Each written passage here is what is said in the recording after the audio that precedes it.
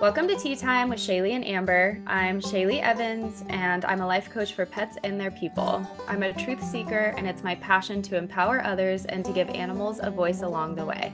I'm Amber Leidick, and I've been a performance horse trainer focused on behavioral issues for over 20 years.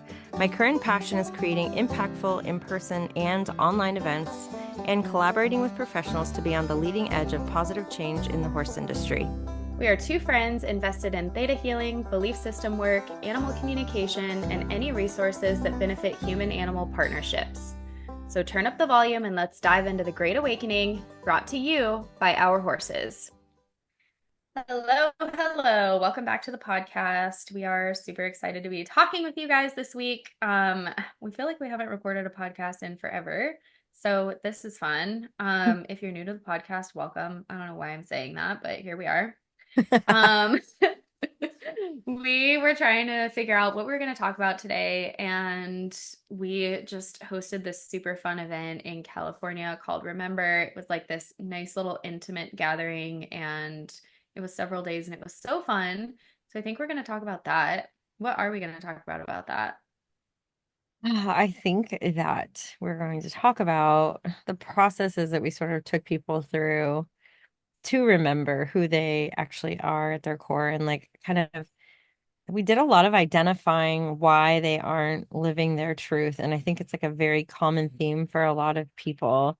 And it's interesting because I spent some time interviewing people that bought tickets for the Alchemy event in October. And the common theme was, I don't feel like I can be my true self. I feel like I'm judged for where I'm at on my horsemanship journey. And all that I want is like community to be able to like be seen and be witnessed and have it be safe. And it's so fascinating that so many people feel like they don't have that. Um, I think I think our like group of people that I think we have, I feel like we have that within it with as far as like the EOC girls and like the friends that we have. And I feel like I forget people don't have that until we do events or I ask the Mm-hmm. questions. And then so many people are like, oh, especially with like social media. And then also there's so many online things that you can do now where you are connecting with other people, and that's great. But when you get like in person, it's like such a different vibe. And I think people are so like starved for that. Um, yeah, it was wild to me to think of how many people are like, oh yeah, I'm wearing this mask.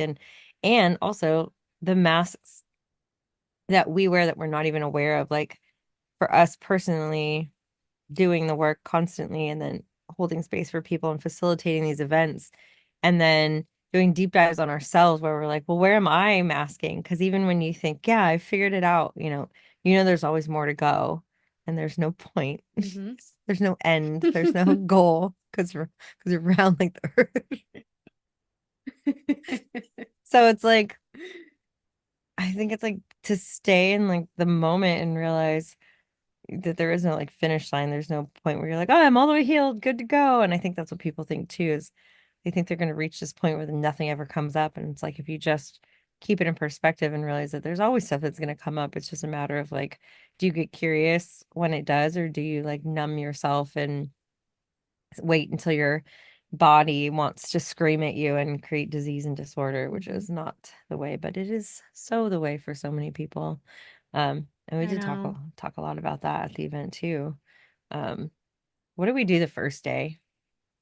Oh, Well, just on the mask, oh yeah, we should talk about that. But quick side note on the mask, I think it's so fascinating, like how we do, we have this outside persona that we present to the outside world, and then we have the us that we sit with when there's no external stimulus and like this like void in between. And we focused a lot on that because that's what like the collective energy of the group and the herd wanted. And it was kind of fascinating because there was a lot of energy around like hair and skin and like attachment and life and death and like it's like every event that we host we channel into the energy before we host the event, and we tap into like the people and the animals and like what we need to offer, and it's all very fresh. Like we create it literally in the like quite literally in the moment. um and it's all channeled, which is really cool. But I just, as soon as you talked about like wearing the masks, it reminded me of this one this person that we had who was super cool and super cute, but it was like the first event that she had ever done with us. Like she hadn't met us before. And she had been so serious the whole time and like taking things like very literally and trying to do things by the book. And like we just saw this like serious persona in her. And we get to this like I think it was our last day. And we got into this space where she was telling us like how playful she is. She's like, I'm innately playful and I'm joyful and I love like all these playful things. And we like Puns. hadn't seen that part of her yet. I think it was And at the then beach. Bandito, can you just no? Oh, at the beach she was telling us she was playful, but then she brought it back up on the last day because we were uncovering something. And that's when Bandito shoved her over. So I feel like slowly. you describe that very perfectly and you need to describe it to our audience. I wish I had done video throughout the event here and there, and I wish so much that I had that on video. I know, Yeah, because I he's like, think, "How playful are yeah, you?" and I think it was like by the time we got to the beach, it was day two, and we were on the campfire, and I think we were having everyone go around the circle, and we'd asked a question. I can't remember what the question was, but she had said, I'm like the funny one in the group, and I love puns, and like I'm totally goofy, and we were like, oh my gosh, that's so interesting, and because I think at that point everyone had sort of gotten to know each other and got comfortable, and the next day, on the very last day, we were sitting under the oak tree doing a meditation, I think. And it was interesting because one of the horses, Bandito, who's new and he's magical, had his head on her and he was standing with her for a really long time, like a really long time, and was not moving on from her and was actually leaning his head on her shoulder. And she was petting him, and I couldn't see what was going on.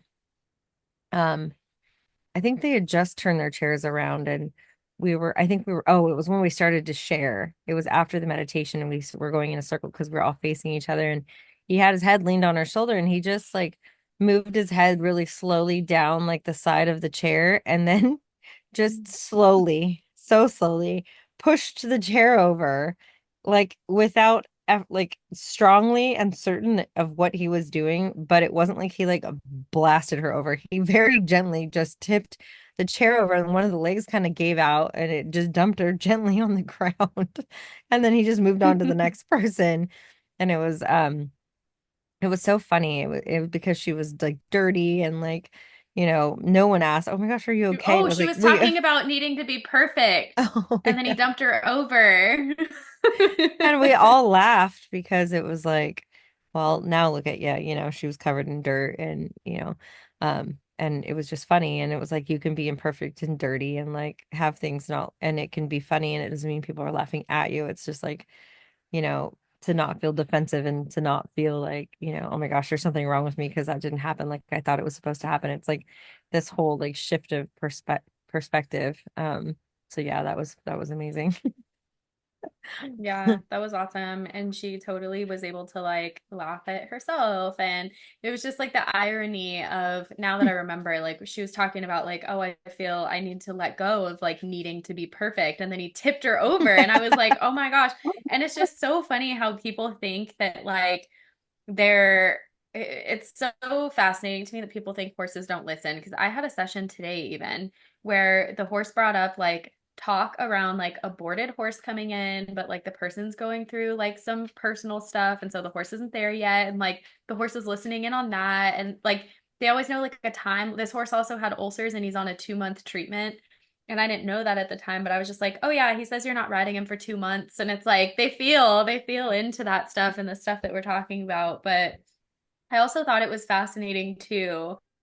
So this was the first time we ever really did this where people didn't bring their own, like Amber and I together, people didn't bring their own horses, and I was like channeling the messages from each horse that wanted to connect with the person, which was like really cool because they all had such like I just kind of scribbled the notes in my notepad and then everyone shared and I was like, "Oh my gosh, this is so fun." Like the horses had similar messages and we had one person there that like really deeply wanted to connect with the horses and they stayed out and away from her And I thought it was fascinating because I could feel her reaching out to them. And they were like, you need to trust that you can reach out to us without this tangible thing. Like, you're at a place in your life where you can no longer ignore the fact that you are spiritually guided, that you've done all of these things. Here you are, like ready to step into the new you, reach out to us, but we're not coming over there. And it was so funny because like the next day she was like, I was convinced that I was going to have a connection with Smarty, and he was like, fuck off, I'm not having a connection with you, I'm not going over there. And she was like, all like, and then he had like a message, and then the last day he was like all over her. He was like, good job, you can go past go and collect $200, here's my butt, here's my body. Yeah, it is. It's so interesting. Though they're so when given that choice to watch what horses interacted and which ones didn't, you know, it always fascinates me because I know the horses so well. So it's just like interesting to see like who chose to come and stay like the whole time. And they weren't the normal horses that do that. So that was super fun for me to be able to watch that and have them like do their own work and allow that to happen like just how they wanted. They're like, Mhm. here's our plan and this is what we're gonna do. Like, okay. I know. That was so cool. And they all deliberately had a specific message. They were all involved in their own way. Of course, Amber and I can't get together and something not like turn into like a hilarious mess. And the very first night that I stayed there, I flew in a day early, and Gerald, the mini, got out. Oh, And oh like we yeah. woke up to him, like his little poop presence all over the property, and Bam Bam screaming. Like we both woke up at like 6 in the morning. We're like, is that Bam Bam? Like, what is going on? And Amber looks out the window. Gerald is nowhere to be found. And we found him just like gallivanting. I know. I feel like we should like post the video of him just like Oh yeah. going as fast as he can, like thinking he's like a little torpedo, like back into his area. And I was like, of course I get here. And that's why we're calling our events that we have together Shaylee and Amber's T tours with detours, because there's always like some little piece that has to happen that's fun like that. So yeah, he got out. That was fun. We walked the goats, which was actually like very healing for everybody. Like Mm. we just had this idea because Amber will normally like walk the goats with her family, and or like her son will walk them or whatever. And I was like, I have never been on a goat walk. Like I want to walk the goats. And so we like turned it into like this random part of our event to like walk the goats through the vineyards. And everybody was so happy. Like they brought so much joy. They brought everybody into no one was even really talking that much because we were all obsessing over like the trot of the goats or like their their little personalities. And it's kind of crazy how like just animals in general, like I feel like all of them have so much to offer. It was so fun. It was fun. Yeah. The goats. I don't know. They got their own vibe. They're just like hilarious. I wish I could add them into the sessions I do, but they definitely get chased by the horses and they definitely slip right through the fence. So it's not ever an option. But I'm glad they got to be integrated into it because it was hilarious. I know. I know. Oh my gosh, I'm so distracted by it right now. If you guys follow me on social media at all, you know that I got a kitten from a dump site, Catalyst, and she's named Catalyst because my husband, I did a healing session with somebody around a cat that passed away last year that I was like still feeling sad about and responsible for. And then it led into me giving myself permission to receive a new feline partner. And then my husband went to like our local trash center the next day and was like, do with this information what you will, but there's a kitten and it's pretty adorable. And then I kept telling Amber, Amber was obviously fully involved in my saga. And I kept telling her, this is the last day I'm going back. And I went back for like 4 days in a row and finally brought like a live trap. And I like told myself, like, so that morning I was like, if it's meant to be, I'm putting this trap out and she's going to be in there. And I went back and she wasn't in there. And the guy was like, I haven't seen her all day. And I was like, damn it. Like, this is the last day I'm coming back. And I was like, you know what? I'm going to go to the store. I'm going to get a coffee. Like, And so I went to get a coffee and I just happened to tell the person in like the coffee drive-through, like making my coffee, that I was like trying to catch a kitten. And also, side note, every time I went back, there was a random old lady at the trash center telling me to keep going. Like, it was the weirdest thing. I've never seen older women at the trash center. It's usually like men taking the trash, or there's no one there when I'm there. Somehow, every time I'm trying to catch this cat, there's a woman there that's like, keep going. It's just gonna take time. Like, if you need help, like let. And I was like, what the hell? Like, I'm being so encouraged on this experience right now. Then I get to the coffee place, and sorry, everybody, this is a random squirrel, but she's swirling around my room right now, and I can't not talk about her. Um, so then I get to the coffee place, and the girl's like, oh my gosh, I just trapped a kitten 2 days ago. It was so easy. Here's what you need to do. And then she was like, I want you to get this cat so much. This cat's going to change your life.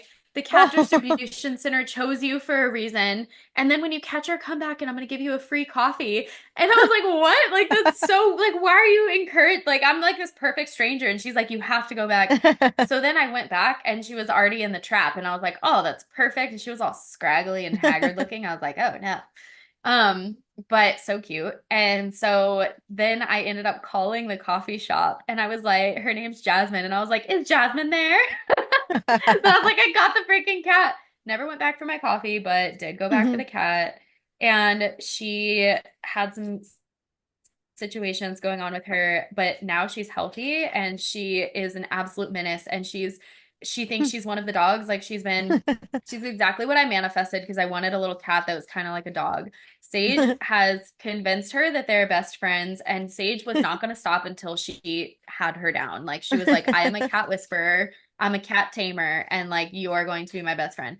And right now they're literally throwing around this little fluffy ball and like it's kind of getting like air hockeyed back and forth between Sage and the cat. She's an absolute menace and she's so fun. Um, but also, okay, should I go into the whole tangent about geopathic stress and my theory about why cats are worshipped? Because this is actually a fascinating topic and I want people to comment and tell us what they think. So, we're moving away from the event, everybody. I'm going off on this whole The tangent. event was And what's great. funny is the event was great. It was amazing. Loop closed.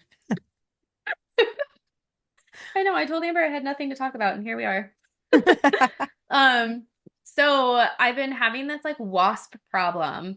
And so I asked the universe, like, oh, hold on, one more thing about the event. I was dying to do like a manifestation thing because I want everybody to know how No. powerful they are and like how they can create stuff. And there just kind of never was a right time. Like we were like, oh, we should do it at the beach. And then we kind of forgot and it became super playful at the beach. And so like it never really worked out. And so I just like declared to everyone that I wanted to see a pig. And I was like, if I just talk about a pig for a little while, I'll see a pig tomorrow. And we're like walking to the redwoods and there's like these little pig decorations in someone's yard and everyone's like, "Oh my gosh, there's your pig." And then we were walking into the redwoods and this family walking out, this dude had a hawk feather. And I was like, I want one of those. And I was like, when I go into this forest, I'm gonna find a feather because I want one.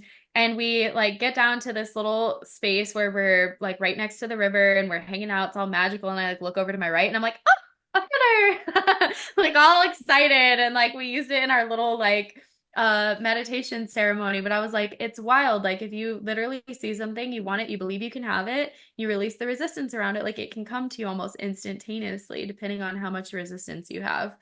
Um, so anyway, I have this wasp problem and I'm trying to like, it's never me just like trying to kill a wasp or trying to get them to leave. I'm like, what does it mean? And where is my resistance?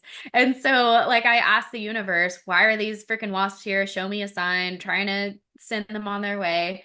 And the next day I look at this Instagram, like the first reel that pops up on my Instagram is this lady who communicates, who I'm hoping we're going to have on the podcast. She communicates to like animals, trees, beings, but her specialty is like clearing land. And she posted this reel that was like, if you have an overwhelming amount of wasps in a concentrated area, or ants or bees, you need to think about geopathic stress. And so I was like, oh my Mm. gosh, what is that? So I started looking into it, and it's like areas around like energetic ley lines that had been disrupted either by like man-made stuff or like negative things, negative energies happening in the space, and then the earth emits like this frequency. And apparently wasps love it and cats love like the negative energy. And I was like, that is weird and interesting. But then when I was hanging around and they say horses hate it. So like areas where horses like avoid grazing, avoid hanging out, avoid walking could potentially be like an area of geopathic stress, which is fascinating. But I was literally texting Amber and I was like, cats were worshipped because they purr for sure. Like, there is no way that purring is not like a freaking badassery thing that like emits negative, like that transmutes negative energy. Because how is this little animal that's like so cuddly purr effortlessly a frequency, like a rhythmic frequency, and then they lay on you in certain spots? And I know just through animal communication, like how in tune cats are to like the physical body and also how sick they usually get like in their filtration system, like in their kidneys. Cats die of kidney stuff like all the time. And it's like that's their body's filtration system. And I'm like, oh, why is that? Like, are they not able to filter like especially Mm. inside cats when they can't go out and ground, like they Yeah, can't that's what I filter was all that thinking. through. Yeah, 'cause Yeah. that's what I was thinking So you they say that. usually, yeah, because they usually ask for like grounding mats and stuff. But isn't that, don't you think that's probably why they were like worshipped back in the day? Because like the ancient people knew they were more connected and they were like, this fucking feline emits a frequency that can heal the earth and can heal your body. Like, how crazy is that? It is crazy, and I think that's what people don't. Then I always think like, what did we were after the event on Sunday, we went to the beach and we were hanging out and just asking questions of life. And I was like, what is it like to live a life where you don't question those things and those things aren't exciting? It's just like you just live your life that you see in front of you and you don't ever want to go deeper. I was like, is that how I feel like that's how most people live? And then we're always like, but the purr, but that tree fell and did it fall? And like, why did it fall? And is it still being fed by the other trees? Like, I was like, are we insane? But no, we're not, because I feel like, yes, I feel like ancient times back in the day, there were so much more connected and there was so much more intertwining, like earth and the animals and like vibrations, all of this stuff and the knowing of that. And then now who we all are now, it's like we're stuck to phones and computers, and school is telling us that the only thing that matters is if you know like geometry and algebra and and it's like there's so much Mhm. more that's never being taught. I think it shuts people's minds down to exploring deeper, and I could go down a whole rabbit hole on that and I will not. But yes, they knew the cats were special. They And they definitely knew. And and they I, do talk oh, about good. like there's like a thing around cats clearing negative energy like as one of their main purposes, isn't it? Like that's like something that they do on a regular basis, and it probably is connected with the purring, I would assume. Yeah, I don't know. I just thought it was fascinating because I held Catalyst on my chest the other day and she was like purring and I was instantly happy. And I was like, "Oh my gosh, you literally like zapped me with your happy vibe just now." And like totally anything that I was thinking of before like brought me into my body. But like if you think about like tuning forks and like Hmm. frequencies and vibrations in general and how like, you can target a certain nerve or even just like our voices, our vocal cords are like based on a vibration. Everything's a vibration on some level. And so this cat, like being able to hold a certain vibration and then your energy matching to it. I mean, it's so cool. It's like such a That's, fun thing to think about. yeah, that's crazy. Um, And then dogs with panting, but that's more okay. Do you find dogs with panting to be like mildly irritating sometimes? yeah, Does it that bring stresses you into yeah, right? I stresses. wonder why that My is. God, have we had this conversation before? And I even feel like we've had the conversation about having this conversation before about the panting being somewhat stressful or like mildly like distracting or annoying, but like how present you get when it's happening. Yeah, I feel like it's like that with the purring. The purring is like distracting and makes you present, but it's like soothing. And then like panting, it's like, why is that happening right now? Like not typically when like dogs are obviously when you're outside, you're running them around, you're like already fully embodied. It's fascinating. So when you're fully embodied, if you're playing with the dog or if like the context is different, then I feel like people don't even notice panting. They're just like normal. But like right now, Arlo is standing next to me panting, and I know it's because it's the afternoon and she's ready to go outside and she knows we're about to take care of the horses. So it's like it's weird because I'm like in a context where she shouldn't be panting and she wasn't panting before, and now all of a sudden she's hot and she's heavy breathing over here.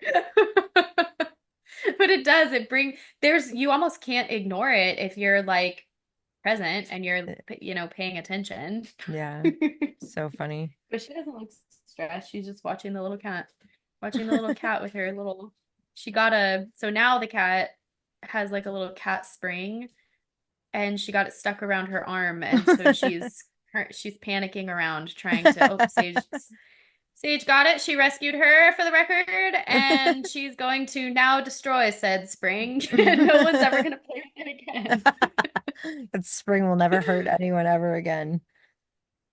Another thing that we talked about when we were deep in our little introspection is like, because I said something to Amber, we were talking about like the beginning and the end, and Mhm. Amber likes to say, like, what's the point? And I'm like, there is no point. Like, we're just here, like, living the human experience. And Abraham Hicks will say that too. Like, you worked really hard to get in these bodies, you're living the human experience, and like, you don't want everything to come all at once. So, like, the point is to just allow life to unfold and like, you ride in this body until the body gets like old and can't do it anymore. But like, if you want $1 million, like, do you really want it to come all at once? Or like, if you want health and well-being, like, does it really need to come all at once? Because then your life is kind of like over if you achieve everything all at the same time. Like, we came to like go on this like long magical ride where we get to like connect to people and stuff. And then I was thinking like how fascinating it is that we chose to come into this experience. We want, and then like connecting with others, like connecting with other. I kind of see us as like little souls all together, like already together, like enjoying our beingness or our non-existence, just like bebopping around up there or wherever it is. And then we're like, how about we try out a body that can't fly, that can't float? It's just like hanging out down there, like in gravity. And then all we care about truly is like connection and love. Like we want to connect to each other through the human experience is so wild to me. Like, yes, we want to like make money and that sort of thing. But then even when you think about like the things that we strive to do, it's still all connecting. Like even making money is networking and connecting with others. Yeah, and it's like wild also that it's like everything we do is to feel a certain thing. Like the human experience is being able to be in this physical body and have these like sensations run through us. Yet Oh once we yeah. get here, we're like, no, no, don't want to feel that grief. Don't want to feel that uncomfort or the pain or the sadness. Like, no, no, like let's get away from that. I'm like, that's literally what we signed up for, man. Just let it flow through. It'll pass. Like, That's so true. yeah, wild. It's like we sign up and say, Yeah, yes, that we is want to feel wild. the thing. Get here, we're like, never mind. Until we realize that's not that big of a deal, and then we feel the things. I know, what a fascinating experience. And then we were talking about how like there's no like Mhm. beginning or no end. Like if energy literally can't be created or destroyed, and like science has said like Earth is 14 billion years old, give or take. Amber was like, but is it really? Like, that's only how we were able to measure it, like with our available technology and with like guesstimation and stuff like that. Like, what if the Earth was, and then it's just wild to think that like the Earth, this fucking cat just jumped on Sage's back and rode her around for like 3 seconds. Oh my gosh, my life is so much more humorous with a kitten in it. Um, but then we think about, so like the earth, if you were thinking, well, based on your religious beliefs, but like, the Big Bang or whatever. And I've been like just feeling into a lot of like star energy and how like stars will explode into a supernova and like like when they're about to die or when they die. And then they make room for new stars to be born, And like Michael Singer talks a lot about how like the same carbon, nitrogen, hydrogen that is made up in the stars is made up in like everything that makes up the things on our Earth. So like Earth at some point was just a star, right? It had to have been. Were all the planets just a star? Oh God, I don't know. That hurts my brain. Like, who really knows? I know people say they know and all the things, but like, I know. do we really know? Are we supposed to know? And then we decided that no, the answer was no, we're not ever gonna know, which is infuriating for me. Who wants to know the point? And then to know that there is no point other than to just have a lived experience where you get to experience the sensations going through your body and try to learn how to not But avoid then I them. wonder, I know. And then I wonder if we still have those same thoughts as little spirits up there. Like, did we get up there and we're like, oh man, like I need to go back because I want to know? Or is it like, Oh. so because remember I was sharing with you that I saw this Instagram account. I guess I've been spending a lot of time on Instagram, but I saw this Instagram account and she was sharing her son remembering a past life and choosing her. And then there were like 1,400 comments, and there were all these moms that were like, my kid said that, and they were all such similar experiences. It was either kids seeing three picture options or like the number three was very common, which was interesting. Three That is picture interesting. options or like yeah, or like three women on a screen, like Mm, a TV screen, and being like, I got to choose you. I was gonna go with this other mommy, but then I looked at you and I thought you really needed me, so I chose you. And it's like kids that are under two, like just beginning to speak, are saying these things. hmm And I then got there were other stories. I got like sucked into one time binging YouTube videos of story after story of kids telling their own story about that kind of stuff and like hearing them talk about it and also hearing them talk about how they they weren't saying I have reincarnated, but they can give like details about like someone within the family that they say this was me, this was my life, and they're giving like dates and names and places and like all of these like descriptive things. And then the parents are just like, holy shit, that is a total description of so and so who they never knew, in their lifetime. So I gotta remember, maybe we can Wait, put so a they reincarnated as like great great great grandpa, yeah, and well, now yeah. they were great great great. Yeah, like Wow. I'll have to try to find the YouTube things again and see and I'll try to post it in the show notes because I literally would go get my nails done and we'd be binging these YouTube videos. Like what? Like this is crazy. And these kids are tiny. Like how are these kids giving Yeah. these like total details, names, dates, places, ages? Like it is wild because there's no way that you There's can't even even a you can't even prep a kid to do that because the kids just aren't that compliant ever. Like that's not something that you mhm. can make happen. There's even a Netflix show on that's like that talks about that, the stories, and the kids will be like, yeah, like I still remember this one little boy, he was born afraid of flying. And he was like, yeah, that's because when I was in like World Mm, War II, my plane went down in the ocean and I died. And like, my engine failed or whatever. And it's like, and it was something like he was constantly drawing plane oh crashes. And his yeah, parents were like, this is not a normal thing for a kid to be doing. Like, why is our right. kid drawing plane crashes all the time? And Yeah. I'm like, that's so fascinating to me because I was literally born drawing horses, obsessed with them, constantly drawing horses. And my parents were like, why are you into horses? Like, that's so weird. Like, what, like, where did it come from? And so then I'm just like, it feels like a reincarnation thing. We should hmm do, now that we like know all the things that we know, even though we don't know all the things that we know, we should like get a reading together. Like mm. we should do like a past life thing or like a even getting like because I've looked into numerology, but and I've had like my astrology readings done, but have you ever done like something that looks at like your life? Because when you were channeling my energy at the beach and you said you were helping me with that past life and you were like, oh, it happened when you were 7, Oh yeah. and this is like your karmic, like this was like my karmic path of like knowing that I'm not alone. What's fascinating is the being alone thing has been something I've carried my entire life, and 7 is my life path number in numerology. So Mhm. that was fascinating, and I feel like it would be fun to like get our if you guys have any suggestions on a person who Mm. reads your numerology, let us know because it would be super fun to like get like but what even is that? Like it's not astrology, it's something different. Yeah, I So don't how know do we anything find the about. person? Yeah, I don't know anything about that. I do know that I remember watching a there I don't remember where it was, but there was a show that the guy would do past life stuff with people and he puts them into like almost hypnotized or like a theta state or whatever and just asks them questions and they will like go into past life stuff. They'll give details and names and all of the things and then he goes and takes all the information and then researches stuff and then has been able to find like the actual like Oh, people that had cool. died. I can't remember where that was. Maybe it was probably Netflix or something. Can't remember. Um, but yeah, I don't know anything about numerology. It's never anything that I've ever looked into, but the past life stuff might be cool too. We We're should do stuff about like to look that and into it. record it and then I know. share it. Tell the world our secrets.